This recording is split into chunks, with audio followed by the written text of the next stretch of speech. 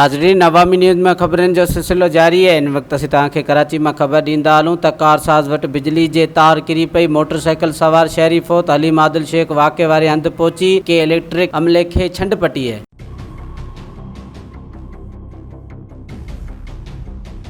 क्या हुआ है वाक़या? बिजली का तार क्यों गिर गया? मतलब अरबों रुपए होने थे, आपने खर्च करना चाहिए, बिजली का तार क्यों थे? आप लोग तार क्यों गिर गया बताइए, कैसे मर गया ये? कि बज़ाहिर कोई जो है ना खामी नजर नहीं आ रही हमारा। तो खामी नहीं नजर आ रही तो कैसे गिर गया? वैसे तो आप कहते हो कि छत के ऊपर